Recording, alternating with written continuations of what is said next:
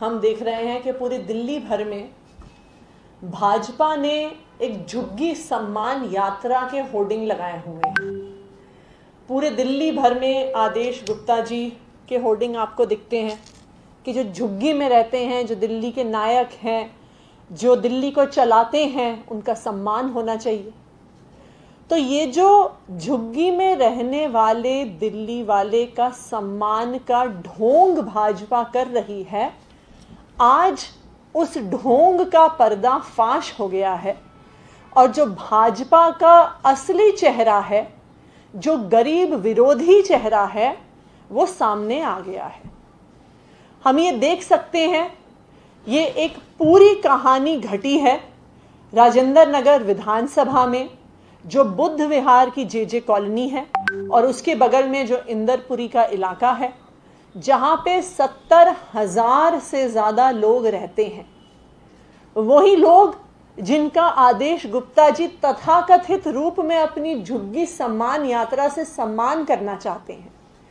ऐसे लोग जो एक गरीब तबके से आते हैं, ऐसे लोग जो एक इकोनॉमिकली वीकर सेक्शन से आते हैं, लोअर मिडिल क्लास से आते हैं, वो रहते हैं इस बुद्धनगर जे कॉलोनी में और इंदरपुरी के इलाके में। और इन्हीं 70,000 लोगों के जो अपने इलाके में, अपनी कॉलोनी में पहुंचने का रास्ता है, वो एक जी ब्लॉक नारायणा विहार से होकर गुजरता था। जी ब्लॉक नारायणा विहार के कई सारे बिल्डर्स और रियल एस्टेट डेवलपर्स कई सालों से प्रयास कर रहे थे कि बुद्ध विहार का और इंदरपुरी का झुग्गियों में रहने वाले लोगों का रास्ता बंद हो जाए, क्योंकि उन्हें लगता था कि अगर ये गरीब लोग, झुग्गी में रहने वाले unauthorised colony, lower middle class के लोग हमारे इस एरिया से जाएंगे, तो बिल्डर्स जो अपने मकान बेचते हैं, रियल एस्टेट डेवलपर्स, उनको लगता था कि रियल एस्टेट का दाम नीचे आता है। इन्हीं रियल एस्टेट डेवलपर्स ने आरडब्ल्यूए को अपना फ्रंट बनाकर एक केस फाइल किया हाई कोर्ट में कि ये रास्ता बंद होना चाहिए। इस समय एमसीडी की क्या जिम्मेदारी थी? भाजपा शासित एमसीडी की जिम्मेदारी थी ये कहना कि जो बुद्ध विहार में, इंदरपुरी में लोग रह रहे हैं, वो 55 साल से इस रास्ते का इस्तेमाल कर रहे हैं। इस रास्ते के माध्यम से बुद्ध विहार जे कॉलोनी में और इंदरपुरी में रहने वाले लोगों के बच्चे स्कूल आते हैं इस रास्ते को इस्तेमाल करते हुए। बुद्ध विहार इंदरपुरी में रहने वाले लोग अस्पताल आते हैं इस रास्ते का इस्तेमाल करते हुए। वो अपनी नौकरियां करने जाते हैं इस रास्ते का इस्तेमाल करते हुए। लेकिन भाजपा शासित एमसीडी ने अपना मुंह बंद रखा और कोर्ट के सामने बिल्कुल भी बुद्ध विहार के जे कॉलोनी के लोगों का पक्ष नहीं रखा। उनकी जिंदगी पे क्या असर पड़ेगा उसका पक्ष नहीं रखा। 55 साल से वो ये रास्ता इस्तेमाल कर रहे हैं, उसका पक्ष नहीं रखा। ये है असली चेहरा भाजपा का, ये है असली गरीब विरोधी चेहरा, झुग्गी विरोधी चेहरा जो भाजपा का है। वहां पे राजेंद्र नगर विधानसभा में हमारे एमएलए राघव चड्ढा जी ने उसके बाद, क्योंकि कोर्ट ने एमसीडी के इस गलत बयान की वजह से वहां पे एक दीवार बनाने का आदेश रख दिया, जिसकी वजह से वहां पे बुद्ध विहार की जे कॉलोनी के लोग परेशान रहे। उनको तकरीबन रोज, आप ये सोचिए कि एक झुग्गी में रहने वाले व्यक्ति को रोज 50 रुपए ज्यादा खर्च करने पड़ते थे और 5 किलोमीटर लंबा रास्ता लेके जाना पड़ता था। क्यों? क्योंकि एमसीडी ने उनका पक्ष कोर्ट में सही समय पे नहीं रखा।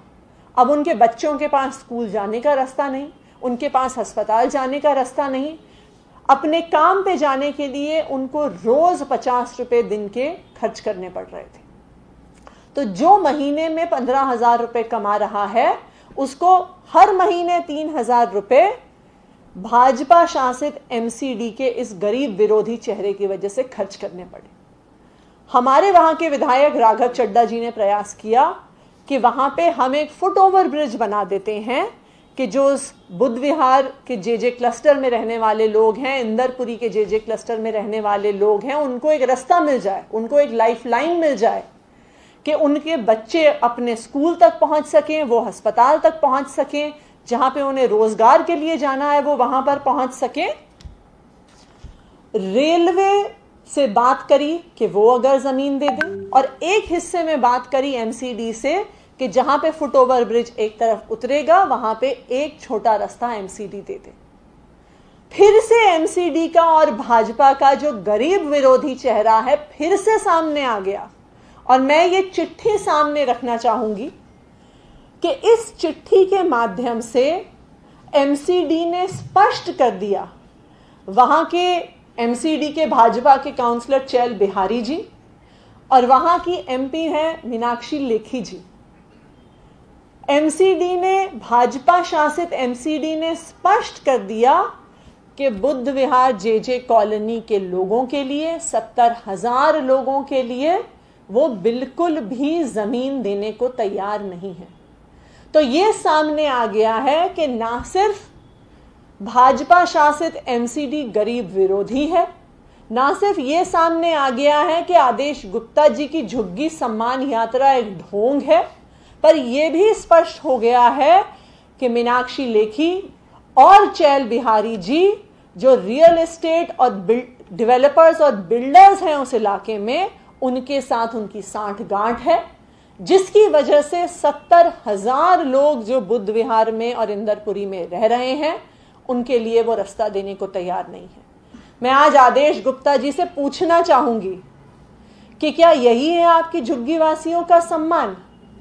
मैं आज आदेश गुप्ता जी से पूछना चाहूंगी कि जब आपका पर्दा फाश हो गया है और आपका गरीब विरोधी चेहरा सामने आ गया है, तो जो दिल्ली भर में आपने झुग्गी सम्मान यात्रा के होर्डिंग्स लगाए हुए हैं, पोस्टर लगाए हुए हैं, क्या आज आप वो होर्डिंग्स उतार देंगे? कि आज आप दिल्ली वालों को बता दीजिए कि आपका असली चेहरा झुग्गियों में रहने वाले के विरोध में है, कि झुग्गी में रहने वालों के बच्चे स्कूल ना जा पाए, अस्पताल ना जा पाए, अपनी रोजगार पे ना जा पाए। Thank you. आतिशी, इसी पे जुड़ा हुआ सवाल है कि कल आदेश गुप्ता ने कुछ बच्चों को भी एक सांप सीढ़ी वाला लूडो गेम बांटा जिसमें मुख्यमंत्री का चेहरा सांप से किया। इस तरह की राजनीति को आप कैसे देखते हैं? जिस तरह इस वक्त बीजेपी, दिल्ली बीजेपी में आपके फोटो का इस्तेमाल मुझे लगता है कि भाजपा ने स्पष्ट कर दिया है कि उनके पास कोई काम नहीं है। अगर आदेश गुप्ता जी ये कहते कि जी आखिरी 6 महीने बचे हैं, अपने सारे पार्षदों को ये बुला के कहते कि कम से कम सफाई करवा दो दिल्ली में, कम से कम कि अपना चेहरा कुछ तो पब्लिक में दिखाने लायक रखिए कि जब हम वोट मांगने जाएं तो हम ये तो कह सकें कि हमने 5 साल में काम किया है। लेकिन भाजपा को अब समझ में आ गया है कि वो इस बार एमसीडी में जीतने वाले नहीं हैं, कि उनके 15 साल के कुशासन को अब जनता बख्शने वाली नहीं है, इसलिए ऐसी हरकतें कर रहे हैं। आपके ऊपर राशन घोटाले का आरोप है। चलिए वो भी अपनी कुछ क्रिएटिविटी दिखाए, हम क्या करें। आज डेंगू से एक मौत भी हो गई है और नगर निगम भी कह रहा है कि सरकार सिर्फ ऐड करती है और काम नगर निगम कराएगा। सरकार भी काम करने लगे तो शायद डेंगू ना बढ़े और ना मौतें हों।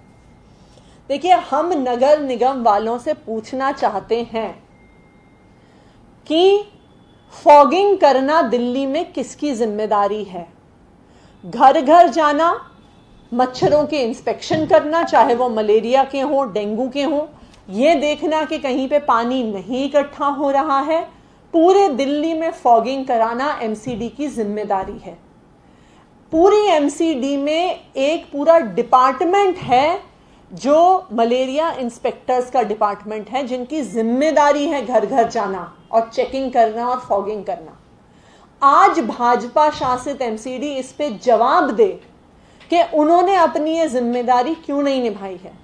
देखिए, दिल्ली सरकार क्या कर सकती है? हमारे पास तो मलेरिया इंस्पेक्टर्स नहीं है, हमारे पास तो ना फॉगिंग की मशीनें हैं, ना हमारे पास उसकी दवाइयां हैं, ये तो सारी बजट के तहत एमसीडी के पास आती हैं। लेकिन दिल्ली सरकार फिर भी अपनी जिम्मेदारी समझकर एक बहुत बड़े स्तर पे अवेयरनेस कैंपेन जो 10 हफ्ते 10 बजे 10 मिनट का है वो करती रही है पिछले कई सालों से, कि एमसीडी चाहे अपनी जिम्मेदारी ना निभाए या ना निभाए, जनता में ये अवेयरनेस हो कि वो अगर कहीं पे भी उनके घर के पास साफ पानी इकट्ठा हो रहा है तो उसको फेंक दें। लेकिन सिर्फ जनता की जिम्मेदारी नहीं है, एमसीडी को भी इसकी जिम्मेदारी लेनी होगी। और मैं ये मानती हूं कि एमसीडी के तीनों मेयर को इस वजह से इस्तीफा देना चाहिए।